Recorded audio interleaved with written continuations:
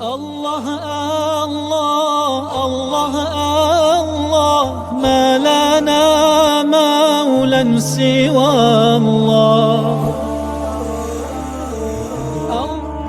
كلما ناديت ياه قال يا عبدي أنا الله زحزحي الحجب فقلبي غاب في ظلمة ذنبي نظرة في العمر حسبي تجعل الميت حيا كلما ناديت ياه قال يا عبدي أنا الله.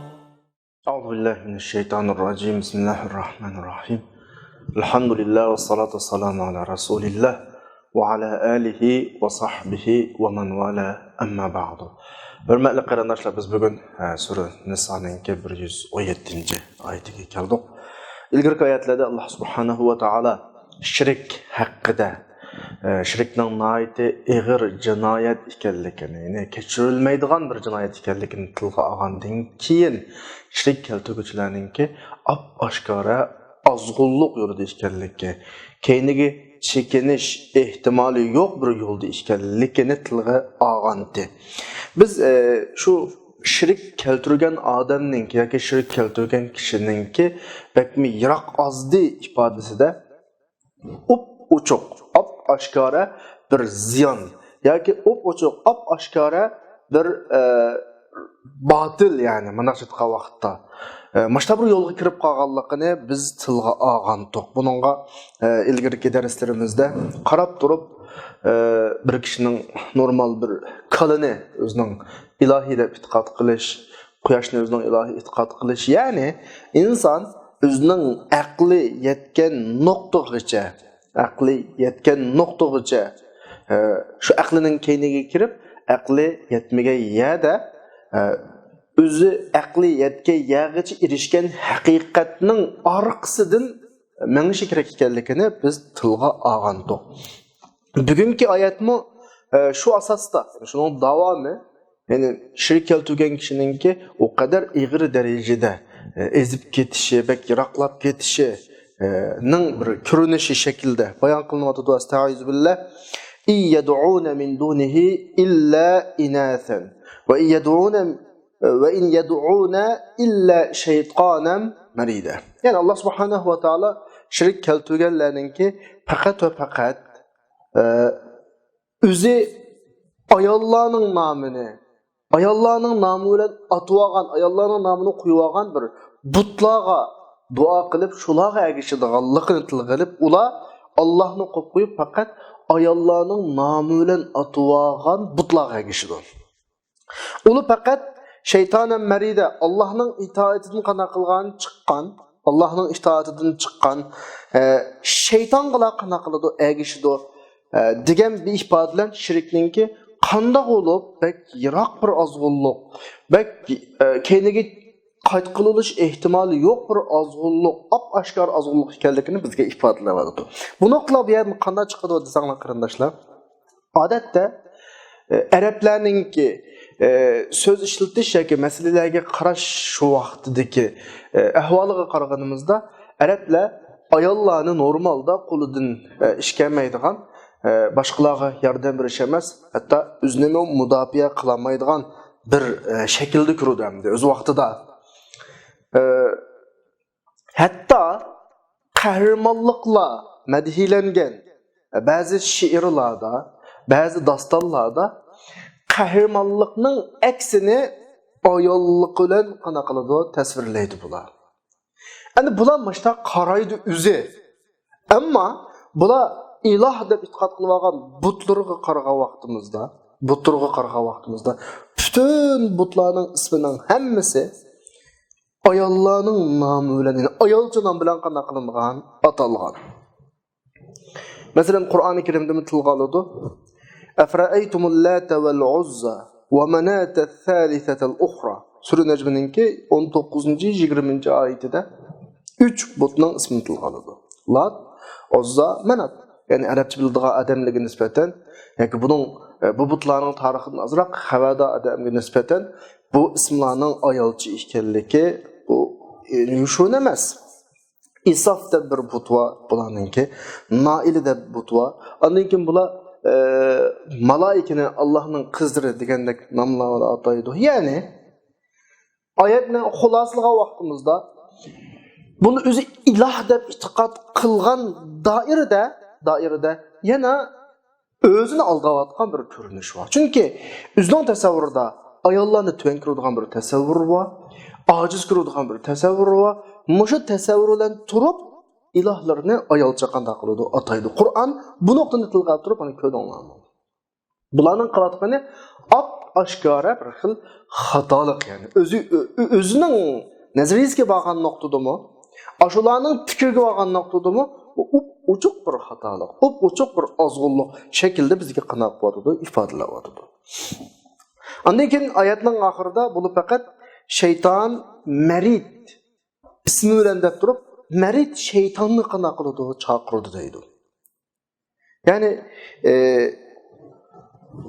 biz yani şu biraz o'tmishdiki bir tarixlarga qarash to'g'ri keldi, shu jarayonni bir tasvirlash to'g'ri keldi.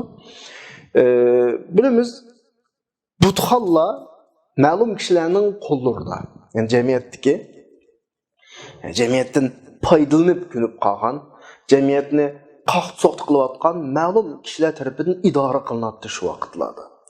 Ammo butlarning ichiga yo odamdan birini qo'yadi, yo shayton degandek birisi bir xil boshqalarga qo'rqinch soladigan bir ovozlarni chiqaradi. Shuning bilan kishilar voy butli bizga xitob qildi deb turib, mesela ona keppa, buni qurbonlik qil, ani qil, mani qil degandek bir xil buyruqlarni tushasa yoki manchilik uni masalan menga nazr qil degandek.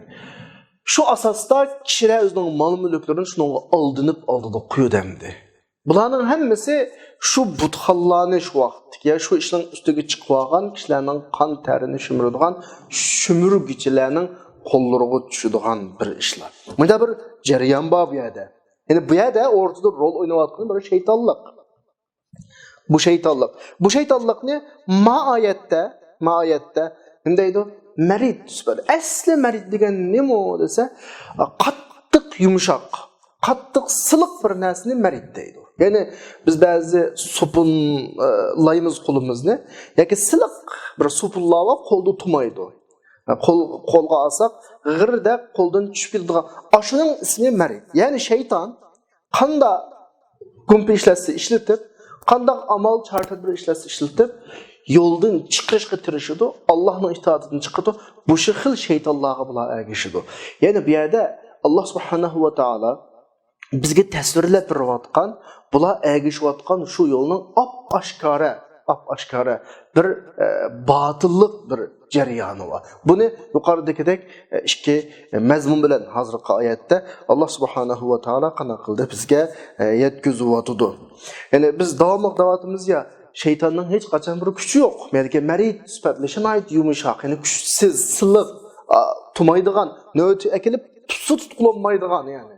Endi demakchi o'g'ini bular o'rtog'i bunda ko'krak kirib chiqib ish mavo, dalil mavo deb qanoat qiladigan bir delil paketim yo'q yoki kuchi muamali yo'q. Buni qiyomat kunisi asiylar shaytonning oldiga qo'yib, sen bizni dunyoda manda azdug'an, endi kelib biz maya kelib qoldik, holimiz bunda bo'lib qoldi.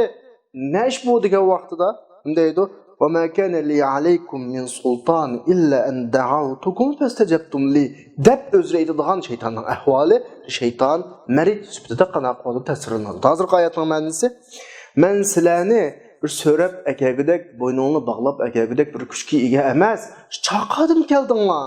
Men bu yo'lga sizlarni ha deb qo'ydim, mangdinglar." deb ma şekilde özür bayon qildi. Yani şeytanın işi bu. Muşu şeytan hozirgi oyatda shayton marida sifatlanadi. Aşu müşriklar Allohga shirk keltiradiganlar dal mushu xil shaytonga qanaqa qiladi. Agar insonlar azroq ko'zni ochsa, azroq kallasini ishlatsa, masalaning tekki biroz cho'ksa, masala qanaqa qilibdi? Aydinlashatdi. Allah subhanahu wa ta'ala insanlarni bu kadar azdırıvatkan şeytanını keyinki ayette 118. ayette manda hüküm bilen aldığımızga kuyuvatıdı ki la'anahu bu bizge nispeten favqulodda bir ig'ir agahlandirish va qala la'attakhizanna min ibadika nasiban mafruda. Allah bu şeytanı lanet kıldı. Ve bu şeytan dedi ki men bendilerinin içinden ma'lum miqdarni kesin qana qilma azdırma. Yani üzemge nispeten ayrıyma deydi. Kesin ayrıyma men. Yani bendilerinin içinden bir bölükleri çokum mağa qana qiladi, agishidi. Dige asasda o'zining ifodasini buzdi ekan şeytan. Endi Allah'ın lanet qilishi degani bizga nisbatan favqulodda ogohlantirish deganimdi. Yani bununla agishib yaxshilikqa erishamaysa degan. Bizning Uyg'ur tilida la'natning ma'nosi pek cho'nqur ifodalanmasligi mumkin. Ama mush munosabat bilan desam qarindoshlar, la'nat kelgusidan asla uningga yaxshilik yo'q. Yani uning bora joyi yaxshi emas, kelgusidagi natijasi oqibati yaxshi emas va navbatdagi ahvolimi hech qanday yaxshilikdan xoli Allah o'zining fazli marhamatidan tamoman qo'g'lagan degan ma'noda la'nat degan ma'nosi. Misha kelgan vaqtimizda kallamızga Adem Aleyhisselam bilen şeytanın bir hikayesi kilidi. Bunu bilimiz nurgun derslerimizi sözlep öttük. Allah Adem Aleyhisselam'ını zemindeki ma'lum vazife için yarattı ve cennette bir mezgillik tecrübe hayatını yaşadı. Bu hayatta şeytan Adem Aleyhisselam'ını bir azdırgan bir cereyan var. Muşunun aldı da Allah Adem Aleyhisselam'ı hürmetleş için malaikelerni secde kılışqa buyurdu. Şunun qatarida iblis mi battı? İblis şu vaqtda Allah'ın buyruğuna itaatsizlik qilib Adem Aleyhisselam'a secde qilishni, Adem Aleyhisselam'a ta'zim qilishni rad qildi. Bu ifodega diqqat qilinglar, rad qildi. Secde qilmadi ifodalashdan rad qildi ifodasi biraz farq var. Yani asilik şekillendi, bunda cinayet şekillendi ve Adem Aleyhisselam şeytanın keyniga kirib şeytan azdıgan yolga minib qaldı. Hesapta bu yerda Adem Aleyhisselam xatolaşgan bir xatolik var. Şeytan iblis xatolaşgan bir xatolik var. Allah iblisni bir ishga buyurdi, qilmadi. Adem Aleyhisselamni ma ishni qilmadi de, qilib qoldi. Ammo oxirgi natijada Adem Aleyhisselamga Allah subhanahu va taolo tövbe purustı berdi. Fatalaqqa Adamu min rabbihi fataba alayhi. Adem Aleyhisselam Rabbidan bir sözlerini tapşırıp aldı. Allah Adem Aleyhisselam'a tövbe işkini, yani tövbe purustı berdi. Allah tövbe kılıcı ve hem kılıcı Sure Bakara'nın ki 37. ayette okup ötkendi. Muşun ondan kallamızga bir sual doğuludu karandaşlar. Adem Aleyhisselam'ı hatalaşıptı. Allah'ın buyruğunu icra kılmayı, yani karşılık kılıp. İblis mi hatalaşıptı? Allah'ın buyruğunu red kılıp, karşılık kılıp. Ama iblis şeytan şu pette Allah'ın merhametinden qoğlanıptı. Ayette deyilgendek la'anahu. Ama Adem Aleyhisselam mağfiretke erişipti. Günahı keçirim kılınıptı. Bunun ne farkı var? Demişki Adem mi hatalaşkan, şeytan mı hatalaşkan, Adem'nin tövbesi kabul, şeytanın keçirim yok. Nime üçün dese, biz bulanın bildiğen ifadesi ve mesleği tutkan pozisiyasiga qaraymiz. Bunu biz ilgirgi dersinde ma'lum derecede eskertip ötken bu noktani. İblisninki Allah'ın buyruğu tutkan pozisiyasi normal xiloflik qilish emas. Rad qilish ifodasi. Masalani Allohga qaytarish, yani bu buyruq emas, yani to'g'ri emas degan bir ifodada inkas bildirish. Sura A'rofning 12. oyatida bu ifodani qo'llanildi.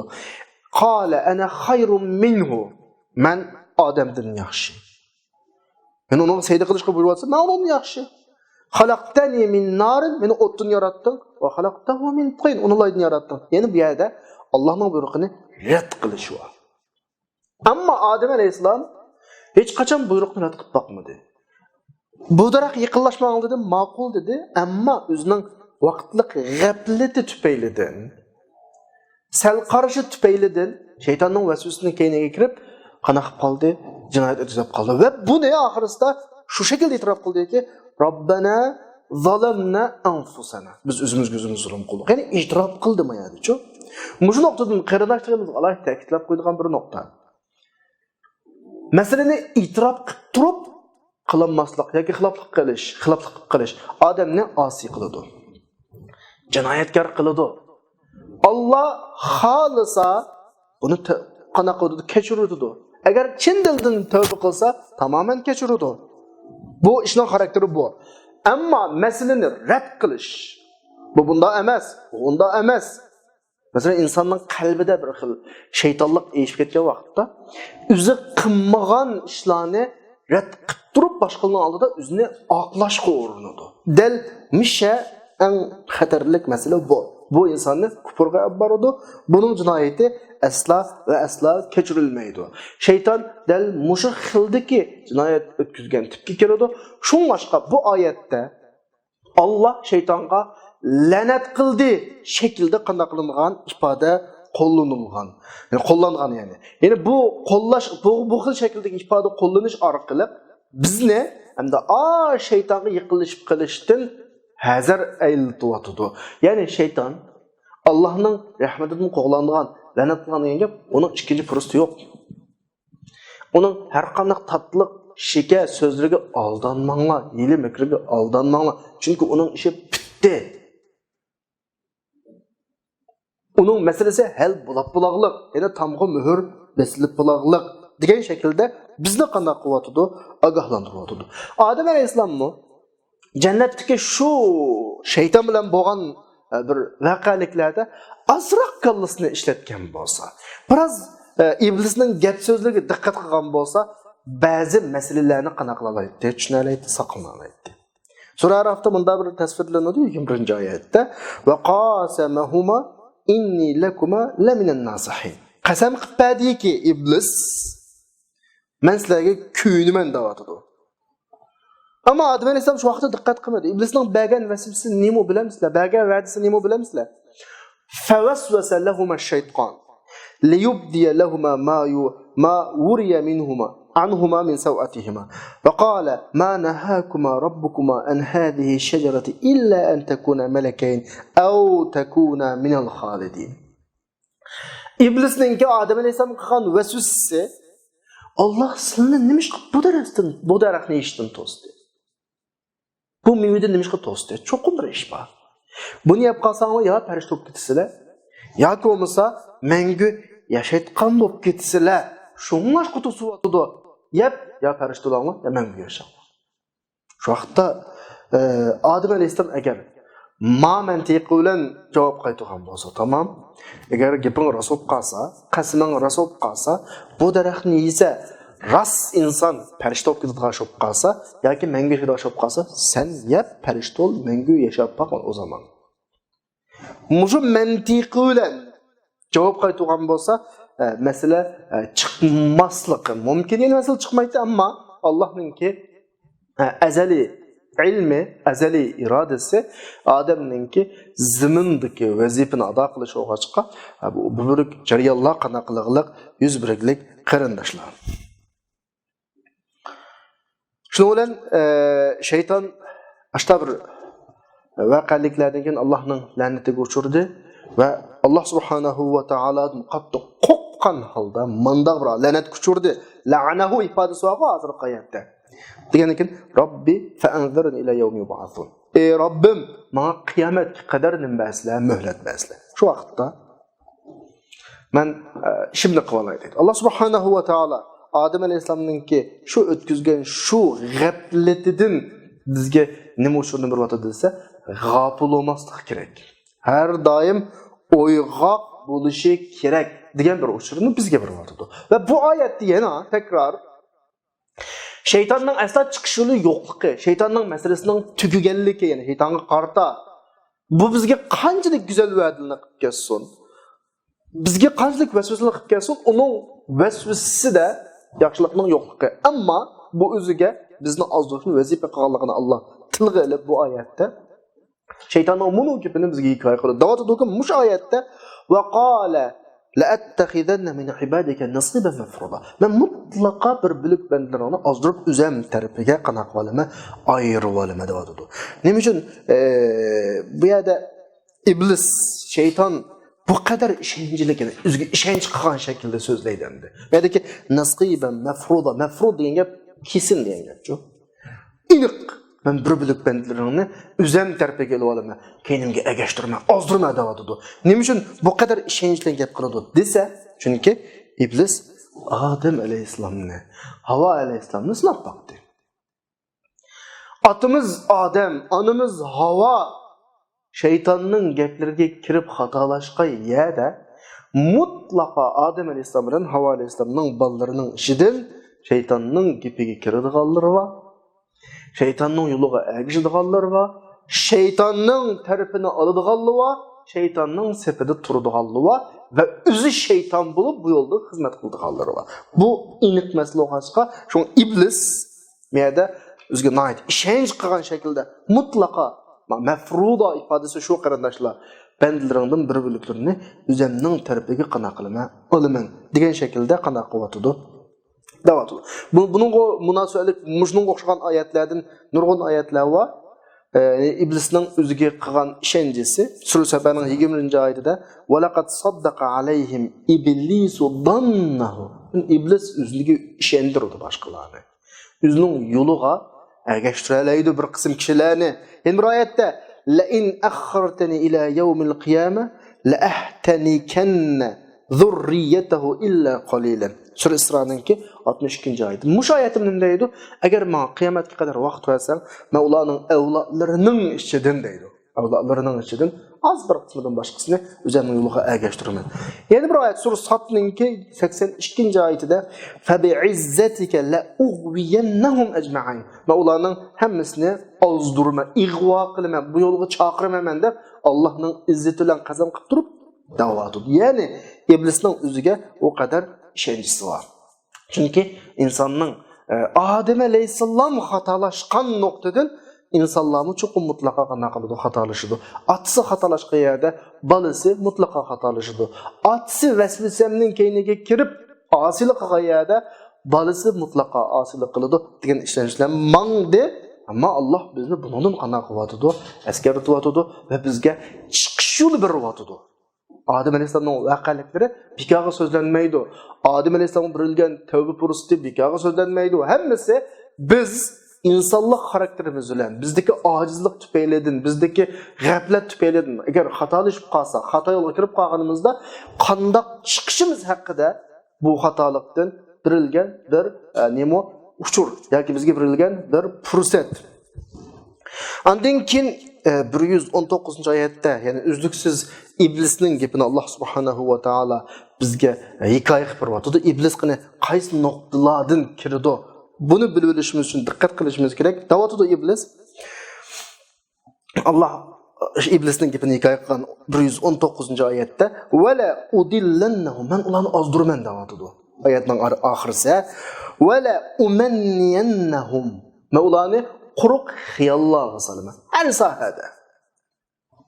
Wala amurannahum ma ularni buyurayman ki, men bir ishni misol qilyapti, ha? Misol shaklda qilyapti. Ular hayvonlarning quloqlarini pichidi. Kesidi. Buning nima uchun qaysi jarayon ekanligini sal turib men so'zlayman. Va ularni shuni buyurayman ki, ular Allohning yaratishini o'zgartirdi. Buning tafsilotini sal turib izohat qilgan vaqtda so'zlayman. Va men Allohning mayada o kadar şeytanın hile mekarları, azduruş metod usullarını bizge degenden keyin nima deyapti? "Wa may yattaxiz-şeytanu valiyan min dunillah" kimki Allohni qo'yib shaytonni o'ziga vali, yo'lboshchi, yaqin tutdi ekan, shaytonning yo'lida mangadi ekan, faqat xasira xusronimi u oshkora bir ziyon bu. Ilgirki oyatda Allohga shirik keltirganlik yiroq bir ozg'unlik deb ifodaldi ya, uni bir izohladik. Mayatda oshkora o çok ziyan. Yani baştan ahir ilgirki ders ve bu derste Allah subhanahu wa ta'ala qaysi yolda meniş, şeytanga nispeten qanday pozitsiya tutuş, Allah'a nispeten qanday pozitsiyada bo'lishini, mu'min bo'lish, musulmon bo'lish sifatimizdan bularni bizga çok deb berib qarindoshlar. Şeytan başqa oyatlarda deglik la aqudanna lahum siratakal mustaqim. Men musulmonlar, mu'minlarga qarata ularning mangan to'g'ri yo'llarida o'tirman. Ma oyatdagi to'g'ri yo'lda o'tirman degan ifodadan eski ishlarda shayton bo'lmaydi. Eski ishlarning o'zi shaytonlik, eski ishlarni boshlab qilayotganlarning o'zi shayton. Mesela qavaq xallarda şeytanga ihtiyacı yok. Çünkü qavaq xallardaki şu insanların özü şeytan. Peki aqallisi şeytanga egeş küçü. Kiçilik kuluplarda şeytan olmaydı. Çünkü uyanın özü şeytan. Şöyle açqanlarning özü şeytan, chaqirayotganlarning özü şeytan. Ve uyadagi kişiler aqallisi şeytanning keyniga kirganlar bo'ladi. Şeytan nerede bo'ladi? Masjidning eshiklarida bo'ladi. Jihad yo'llarida bo'ladi. Maktablarda bo'ladi. İnsanlar, müminler, musulmonlar yaxshi ish uchun tirishayotgan o'rinlarda bo'ladi, vasvasa qiladi. Shunga bir narsani his qila olasizlar, har doim namozda vasvasaning odatdagi vaqtlar qirg'an vaqtda ko'p kelishining sababi bu. Chunki namoz insonning, bandining en güzel bir haleti, en güzel vakti. Namaz o'rni en güzel o'rni. Band bilan Allohning arasi qana qilgan aloqa bog'langan vaqti. Shunga dal bu yerda bandini Allohdan çekindiriş ve alaqını azaytish, yani bende bilen Allah'ın bağlanışını acizlaştırış için bu vakitte en küçeydiğen vakti şu. Deli şuna vakitte kişi, namazı turvatkan kişi olsun mu, qiraatlarını toxtutup, qana qilish kerak, Allah'a sığınıp tutup şeytandan panoh tilash kerak. Sura Araf'ın 200. ayetida ve imma yanzaghannaka min şeytani nazghun, agar şeytan bir vasvasa qilib qolsa, fasta'iz billah. A'uz billahi mineşşeytanirracim. Den degan mazmunda Allah bizga ko'rsatdi berdi. Masalan namozda turibmiz, ilishibga tuqamdi. Hatto ba'zi o'qiyotgan surlarni topolmaymiz. Hatto shunday pishiq o'qiyotgan oyatlarni kelmaydi qizimizga. Namozimiz 2 rakat oldimi, 4 rakat oldimi? Buni esimizdan qochiramiz. Bularning hammasi bandining iymonining bog'liqining alomati. Ve şeytanning bu bandining iymonini ojizlashtirish, qilayotgan ishlarini qana qilish, yo'ldan chiqarish uchun tirishayotganlikning ifodasi. Dal mushta vaqtda namozda o'qib qolsak, qiroatni to'xtatib bilan a'uzu billahi mineşşeytanirracim yoki astaizu billahi mineşşeytanirracim degandek panoh tilash oyatlari, panoh tilash duolari bilan Allohga sig'inib turib, shaytondan qana qilishimiz kerak, panoh tilashimiz kerak. Agar 2-3 qatim mush ishni davom qilsak, shayton bizning o'yg'oq ekanligimizni his qiladi. Şeytanga qarta hassas ekanligimizni ko'radi-da, bizdan qana qiladi, yiroqlashadi, bizni qana qiladi, qo'yadi qarindoshlar. Endi oyatning o'ziga kelaylik. Şeytan ozdirman dedi. Ozdirish ifodasini biz ilgari darsda so'zlagan edik. Bu yerda deyish to'g'ri keladi. Inson dunyoga bir nishon uchun keladi. Ya'ni bu mu'min bo'lish uchun bizning nishonimiz jannat. Va bu hayot jannatga mangadigan bir yo'limiz. Şeytan bizni qanda qilsa qilib, mushu yo'ldan boshqa yo'llarga qana qilishga tirishadi, mangdirib qo'yishga tirishadi. Yo'lning boshlanishi qarindoshlar yaqindak tuyuladi. Xuddi poyezd stansiyadan chiqqan relslarning o'zaro yaqinga o'xshaydi. Belki mush nuqtadan oldinishimiz mumkin. Qarasak biz ketayotgan to'g'ri yo'lga boshqalar, ya'ni shayton chaqirayotgan yo'l yaqinda qashtilan. Çoğun fark yok tek. 1 metr nerisida. Munaram qilsam bo'ldi ekan-ku deb bir qadamni matrafiga olamiz.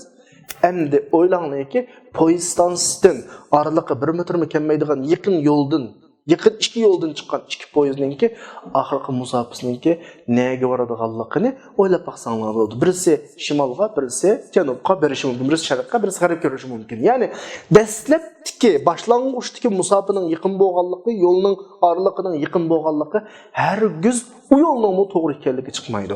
Siratul mustaqim esingizda bo'lsin, birdir ve batıl yo'llar har xildir ve yaqindir. Şeytan bizni del şu noktalarda o'xshash qo'y. Sen şu mandaq qilyapsa, mayoga kirsangmi bo'ladi-ku, ishni mandaq qilsangmi bo'ladi-ku deb bizni shunda necha milli, necha santa matrafga buyuruydi, ya o tarafga buyuruydi, o'ngga so'lga buyuruydi. Agar shu yerda biz şeytandan keyniga kirsak, bo'ldi, ishimizning tugugini shu. Ammo o'zimizning siratul mustaqimda mustahkam tursak, oxirigacha nishonimizga to'g'ri yetib bora olamiz. Ammo dastlab shunda boshqa yo'lga chiqqanimizda masala shu yerdan qana qiladi, boshlanadi. Shaytonning bu nuqtadagi xizmati xuddi poyezdlardagi rels almashtiruvchiga o'xshaydi. Burungi vaqtlarda yo'lning ustida turib almashtiradi, keyingi vaqtlarda shu shoferlar almashtirishi mumkin. Ya'ni shundan ham almashtiradi. Qarasak yaqin, bu relsdan u rels yaqin, dastlab almashtirgan vaqtda ama bara uzraydi. Ma'lum musofirni besib bo'lgan vaqtda asla va asla başqa relisga kirib qolgan poyezdinki yana bir yo'lga chiqish imkoniyati bo'lmasligi mumkin. Shaytonning ma oyatdagi ma ularni ozdurman degan ifodasi bu shaklda bo'ladi qarindoshlar. Shunga bek diqqat qilish kerak. İnsan o'zining nishoni qarab mangan yo'lining to'g'riligiga ishonchi qilgandan keyin bu yo'ldan asla chupirish bo'lmaydi. Bir millimetrga qadar chupirish bo'lmaydi. Chunki musofirning beshidagi bir santa bizning oxirgi nishondagi cho'ng bir adishish, cho'ng bir yiroqlashishni keltirib chiqarishi aniq qarindoshlar. Andan shaytonning ikkinchi degan gapi nima desanglar, men ularni quruq xiyollarga, arzu armonlarga salaman deydi. Oyatda kelgan ifodaga qaragan vaqtda arzu, quruq xiyol degan nima desanglar, inson bir ishlarni o'ylaydi, harakat qilmaydi. Bu quruq xiyol yoki arzu armon deymiz endi buni. Ammo bir odam bir nishonni ko'zladi va bir yuksak arzuni ko'ngliga pipti va shunga tirishdi, u boshqa. Ammo shaytonning mayda davatqini nima desa, shu o'tirib xiyol qiladigan. Anda qilsam bo'ldi, manda qilsam bo'ldi, ananga ersam bo'ldi, managa ersam bo'ldi. O o'xshash xiyollar borki, inson buning uchun bir qadam olmaydi. Buning ismi xam xiyol. Bu xam xiyolningki eng yuksaki nima desa, jannatga kiramiz bu shaklda. Bizmi dunyoda Xudoyim xili bir vaqtda xalqlardan boshqacha yashab qolmadik.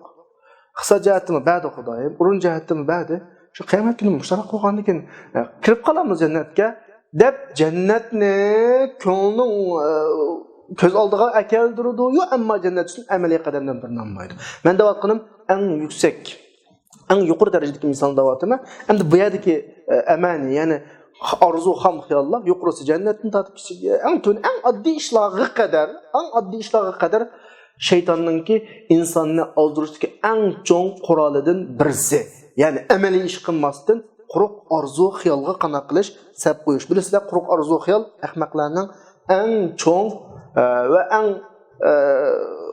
bazir bo'lgan bir nima deymiz endi mol mulki yoki sodisi. Ahmoqlar shuni bilan oldirab, shuni bilan oldinib yuriydi. Undan keyin hamda shaytonning ozdirish shakllaridan birisi, inson qilgan ziyonkashliklaridan birisi. Da'vatida shayton, "Men ularni buyurayman, qo'ylarning quloqlarini ular pichidi" deydi. Bu nima gap endi bo'lsa? Masalan, buni biz tushunish uchun arablarning o'z zamonasidagi bir ahvollarga kelaylik. Qur'oni Karimda Alloh subhanahu va taolo hayvonlarning insonga qarata o'taydigan, urilaydigan vazifasini tilga olib, Alloh samaniyata azwajin min ad-da'n isnayn va min al-ma'z isnayn ma shaklda tilga oladi. Ya'ni Alloh insonga dunyoda manfaatlanish uchun, dunyoda yashash asosini hozirlash uchun har xil narsalarni yaratgan. Shuning qatoridan birisi hayvonlar. Masalan, erkak kishi qo'ylarni yaratdi. Erkek kişi kalalarni yarattı, erkek kişi tügülerini yarattı, özgülerini yarattı. Bunların hemmesi insan hayatında şundan faydalanış için. Bazılarının sütünü alıdı, bazılarının üstüge yük atıdı, bazılarının tirisini alıdı, bazılarının güçünü alıdı, hakeza degendek. Hem de Araplar öz vaxtıda Araplar deganimiz yani şu vaxtdaki şeytandan gepe çıktı bayatdan, butxallardaki butlarning orqasiga o'tib olib ishlarni ahmoq qiladigan yoki butlarga haqni yolg'onlarni cho'qindirish orqali shu orqali manfaat shumrigichilik qiladigan shularning o'ynagan uyallari. Bular shunda bir nazariyalarni taqatganki, ma'lum turdagi hayvonlarni yeyish bo'lmaydi. Bu harom. Buni faqatlam nega birsa, butxallarga birsa degandek bir sapsatilar bilan o'zining manfaatlarini kafolatga qiladi. Oyatda Sura An-Nam'ninki 143-144 oyatda Allah shuni tilga oladi. Allah 8 turli hayvonni halol qildi. Masalan, "Va min ad-da'n isnayn va min al-ma'id isnayn" deb qo'ydan, o'chkidan erkak kishi deb bir bilikni tilga qo'ygandan keyin "Qul az-zakarayni harrama am al-unsayayn" ikki erkak hayvonni Allah haram qildimi yoki ikki kishi hayvonni haram qildimi yoki "Emmashtamalat alayhi arhamul usnayn" ikki kishi tug'ilgan ikki qo'zlarni haram qildimi? Nabbiuni bi ilmin bi in kuntum sodiqin. Agar rasul bo'lib qolsanglar, mushundan menga deb beringlar Ayetning ahireti şu tügünün ahvalını tılgalıdı, kalının ahvalını tılgalıdı ve şu vakitteki cahiliyetteki Araplarınki tügünün maturu haram, kalının maturu haram degендek özüce haram kılıp algan bir türlük ahvallarını tılgalıdı. Şeytanın uslupları yani. Ameliyatda bunu kim haram kıldı desenler? Şu cemiyetteki dini tongu ornu algan, yani tekminik rakip desek din adamları, rahiplar, Butxallarning xizmatchilari, Butxallarga nazorat qiluvchi hisobda shu jamiyatdagi diniy qatlamninki egilari o'zining manfaatlarini kuchga ega qilish uchun, kapolatga ega qilish uchun ashta bir o'lchamlarni chiqardi. Da, masalan, tugularning ichidan, kalalarning ichidan, qo'ylarning ichidan mahil sifatdagilari yigilolmaydi. Buni qanday qilsa, qo'yib o'tsa. Buni ehtiyoj bo'lgan vaqtda butxona, ibodatxona tutib egilib o'zi ishiltidi. Degandek bir safsatlar bilan mashta oldaydi. Shayton del mashta yo'llagi kishilarni qanday qiladi? Chaqirdi. Mayadagi oyatdagi Mavloni buyuruyma, hayvonlarning quloqlarini kesib o'tdi degani shu. İnsanlar o butxonlarning, o ibodatxonlarning safsatlarga oldinib, hamma nigilolmaydi ekan deb quloqini kesib qo'yibdi. Ani nigilolmaydi ekan deb quloqini kesib qo'yibdi. Quloqi kesik hayvonlar o'zi igisiz shaklda o'tlaydi. Hech kim bunga chaqilmaydi, chunki shunda e'tiqod taqiliqlik, shunda ideya taqiliqlik, kalisi shunda yuyliqlik. Butxondagilar yoki ibodatxondagilar bulardan foydalanmoqchi bo'lgan vaqtida xohlagan bir shaklda akilib qana qildi, foydalanadi. Mana bu shaytonning bularni ozdirish shakllaridan birisi. Qur'oni Karim bizga hikoya qilgan shaytonning ozdirish hikoyalari, shakllaridan birisi. Yani deganimiz shuki, şeytan bir dini noktadan mazdurudu hatta. Çünkü şeytan her sahada var. Dini adamların içinde var. Bularning ichiga şeytan kirdi hatta. Bular o'zlarining manfaatini, men bayatında aytgan misollar shu o'z vaqtidagi ibodatxonlarning rohiblari. İbadatxonga mas'ul kishilar, ibodatxonning nazoratchilari, xizmatchilari degandek shu atrofdagi kishilar o'z jamiyatini ashta qaqt so'qti qiladigan gap. Ashta qaqt so'qti qiladigan gap. Shunga Qur'onda takrar oyatlarda bularga raddiya berilgan nurg'un oyatlar borki, "Qul ara'aytum ma anzalallohu lakum min rizqin" Dangi Muhammad alayhisalom deb qo'ygan. Alloh sizlarga tushirgan rizq va sizlar bundan ma halol, ma harom qilib oldingmi? Mashta bir nima o'ynaydi endi shayton? Mashtaishlarni o'ynaydi. Bayatning oyatning oxiriga kelsak qarindoshlar. Bayatning oyatning oxiriga kelsak, masalan, Alloh 8 turlik hayvonlarni halol qildi deb buning uchun qo'yni, o'tkini, tugini, kalani tilqaldi ya va buning ichidan ma halol, ma harom, ma akka halol, ma akka harom degandek bir ishlarni qana qiladi, qilgan bir ahvollar bor. Musha ahvollarni sura Maidaning 103-oyatida ma ja'alallohu min bahiratin va la sa'ibatin va la wasqilatin va la hamin degan oyatda inkor qilgan Qur'oni Karimda. Alloh bahira namliq bir tur, saibe namliq bir tur, vasile namliq bir tur, ham namliq bir tur qilgan emas. Bu bir misol. Yani Araplarda bir xil tugiga bahira ismini qo'yib, buni yigilolmaydi deb o'rtaga qanaq o'tadi, quyotadi igisiz. Bahira degan qanday tuga desa, ba'zi qarashlarda 10 ni tuqqan 5-inchisi oldidagi 4ta erkak, oldidagi 4ta erkak matchi 5-inchisi erkak tug'ib qolsa, mana yigilolmaydi deb lam quloqini kesib quyotadi ahvollar. Oyatdagi saiba nima desa, tug'ilishdan nazar qilyaptim deb qo'ydi ahvollar. Oyatdagi ba'zi tushuntirishlarda 10 ni tuqqan tugilarni saiba deb quyotadigan ishlar bor ekan. Buni quloqini kesib. Andan keynidagi vasila degan ikki qo'shkizak tug'ib o'g'il, masalan, erkak kishi tug'ib qolsa, buni vasila deydi ekan. Ham degan nima desa, bir erkak tug'ilib, bu erkak tugidan bo'g'az bo'lgan tuga 10 ni tug'saydi, ber 2-3 biroqlam emas, har holda 10 dani balasi bo'lgan erkak tuga.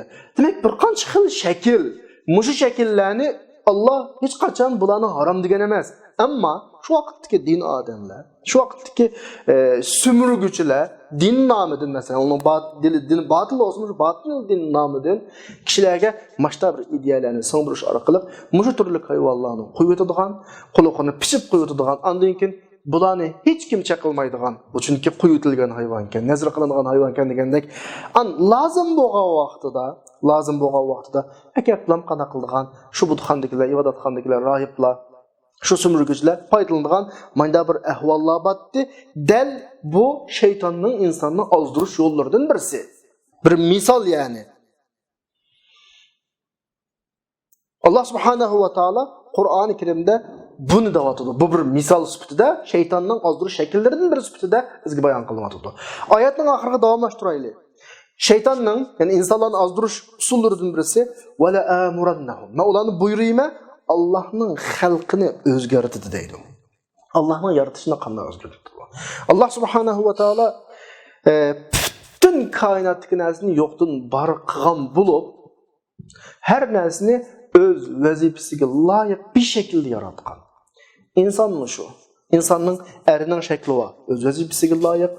Ayalının şekli var. Öz vazifesiga layık. Hatta bunun içki kurulmaları, micaz, oy, fikirleri, hissiyat, tuygulardan tatip, etraftaki hayvanlar, hemmisi öz vazifesini ada qilish üçün muvaffaq bir şekilde yaratılgan.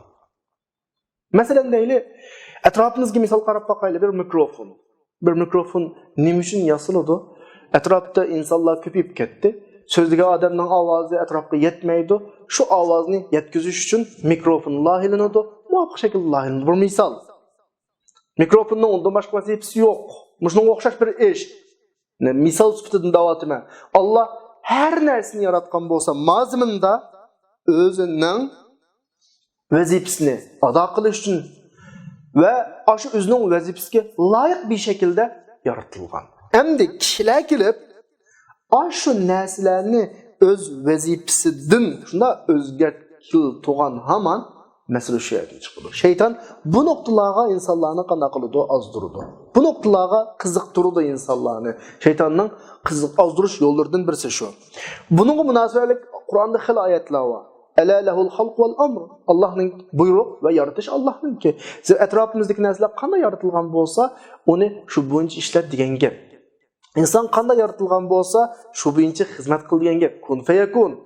Allah her narsani xalqan şekilde yaratta alaydi. Ma şekilde yarattı. Allah bunu bu zamanga uygun geldi. Fitratallahi allati fataran nasa alaha la tabdila li xalqillah. Allah insanın yaratgan bu tabiat, bu ahval şu boyunca buludu, bunu özgürtüşke bulmaydı. Hem bir şey gelgen vaktimizde misal alsak bunun misalları nait köp kırılaşlar. Hatta bir cemiyet tüzülmesini tartip maddi insanın kurulması için. Mesela deyli Allah yaratgan yaratış insanların uğurla kılmazlığı. Bunun aldığını için kulunu kesiş mesela ceza süpütüde. Bir cemiyette bir yak iki adamın uğurluk kılgalık için kulu kesilgen haman o cemiyette asla ve asla uğurluk degen narsa kalmaydı ve o cemiyetteki kişiler uğurlukunu kanakmaydı bilmeydi. Ve kalan cinayetler bunun birilgen cezasını şu. Er ayallık münasibette ailedeki erge üzgüçlük bir tabiat, üzgüçlük bir cisim yarattı. Bu ayallarını özgü tatıdı. Ayallarda üzgüçlük tabiat ve üzgüçlük bir şekil yarattı. Bu erlerini özgü tatıdı. Yaşının yoğunuşuna geçip mesela yaşının deslapkı devirlerinde başkaça olsa, yaşının otur devirlerinde tabi ermi özgürdü, ayalmi özgürdü, beden, micaz, hoy, pey, hemiz özgürdü. Münasip şekilde okşaşla devam kıldı. Ve yaşangan vakitlarda yani ermi özgüreydi, ayalmi özgüreydi, hemisi özgüreydi. Yine münasip şekilde birisinden vaz geçmegen şekilde, birisini yirgenmegen, yoki zirikip qalmagan şekilde qanday qiladi? Davom qiladi. Agar er o'zgarib, ayol bir xil tursa, birdan ayol zikib qilishi mumkin. Ayol o'zgarib, er bir xil tursa, ayoldan zikib qilishi mumkin. Allah ashta muvafiq bir şekilde qanday qiliqliq yaratliqliq. Masalan, aqallisi er ayollik masalasida. Nurg'un erlarni ko'ryapmiz. Ayollarcha yashashga intilayotgan. Ayollarning şeklide üzerine qanaqlatgan, özgertiyotgan. Hatta berip erlik cinsini ayollik cinsiga özgertiyotganlarni ko'ryapmiz. Ayollarning ichidan men eng ko'rinarli misoldan birini topataman. Ayollarning ichidan özünün ayılıp, yaratılıp qağınğa puşayman qağandek özünü ərləçə yasab, yoki ərləçə kürünüşke tirişib, hatta en iğri olğanda öz cinsini ərləçə yaratma, özgertiş girdavıga, derecesiga bağlılığına qanaq qıvatımız, kürvatımız qırındaşlar. Bunun hemmisi Allah subhanahu wa ta'ala'nınki xalqitini qanaq qıqalıq, Allah'ın yaratışını özgertkenlik. Biz etrafımızga qarğınımızda Mesela bir oğulga, bir yigitga, bir qizni turmushtuğa vaqtda to'y qilish uchun. Oğul, yani yigit, o qizga qiziqmasligi mumkin. Ammo shu qizni yana bir yigit ko'rsatsa qiziqadi. Bu yigit o qizvalni o'ziga jalb qilmagan bo'lishi mumkin. Ammo yana bir yigit kelsa, bu qizvalni o'ziga jalb qiladi. Ya'ni Allah insonda shunday bir shakl, shunday bir tabiat yaratdiki, öz xilini tapqan vaqtida, öz joyini tapqan vaqtda rolini joriy qildirib Yani insan men bir sun'iy bir şekilde tushmaga, ya'ni tugizish, kelishmaga, ya'ni kelishtirish uchun tirishdim deyishdan hech hojati yo'q. İnsanning tirnoqi Allah yaratgan tabiat bilan buningga boshqa bir narsalarni qilishning hojati yo'q. İnsanın qash, kirpiklari hammasi normal öz joyida, kasallik bo'lib qolsa, o boshqa, uning hukmi boshqa. Ammo normal bo'lib, ko'ngliga yoqmagan bir shaklda bo'lib qoldi deyli. Ammo shuning bir yoqtiruvchisi bo'ladi. Bir odamning ko'zi qora, ammo buni ko'zining ko'k bo'lishini yaxshi ko'radi. Buni bir narsa qilib ko'k qilishning hojati yo'q, chunki qora ko'zni yaxshi ko'radigan odam bor. Bir odamning qashi inchga tomlash to'g'risi bor. Unda qilishning hojati yo'q, chunki inchki qashni yaxshi ko'radigan birisi bor o'rtada. Bir odamningki qashi tom inchiklesh to'g'risi yoki inchga bayatligini tomlash to'g'risi unda qilishni hojati yo'q, chunki har narsaning xuddi biza bozorva degandek har narsaning bir yaxshi ko'rguvchisi bor. Ya'ni Alloh yaratgan har bir nuqta munosib bir o'ringa ega, munosib bir xirdaga ega, xaridorga ega va munosib bir yaxshi ko'rguchiga ega. Shu uni alohida boshqa shaklda o'zgartirishning hech hojati yo'q. Bugun hamda og'ini tegsak, bu badandagi qashni o'zgartirishdan tortib, burun operatsiyasidan tortib, husn tuzash operatsiyasidan tortib, yaman jiq ishlar va ko'p o'zgartirishlar va ularning hammasi Allohning xalqitini, Alloh yaratgan yaratishni o'zgartganlik bo'ladi. Illaki kasallik bo'lib qolsa, uning hukmi boshqa. Masalan, bir odam tug'ilishda bir kasal tug'ilib qoldi, normal insonlardek emas endi. Agar davolab asliga keltirish mumkin bo'lsa, u boshqa.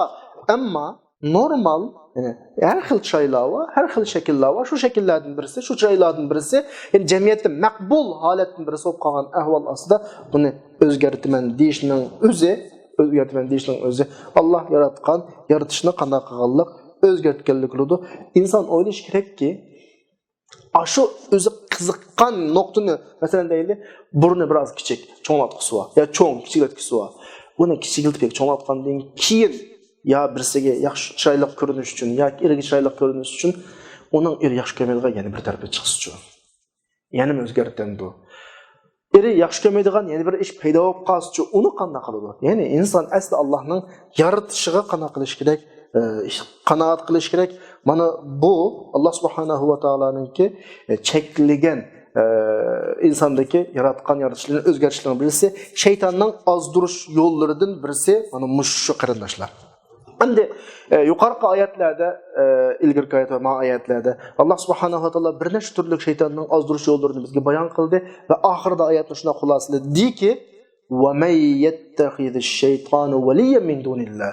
Kishi Allohni qo'yib, Allohning ta'limotlarini qayrib qolib turib, buyruqlarini qayrib qolib turib, shaytonning yo'lini tutsa, shaytonni o'ziga vali tutsa, faqat xasira xusrona mubin. Aşkara bir ziyankarlık. Ameliyatda ayet pek inik qarindoshlar.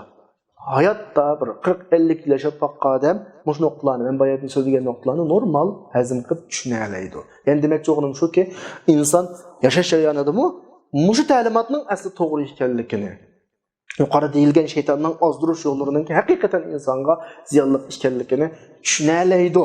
Qur'on bunidan eskartadiki, xusronan mubina, oshkora.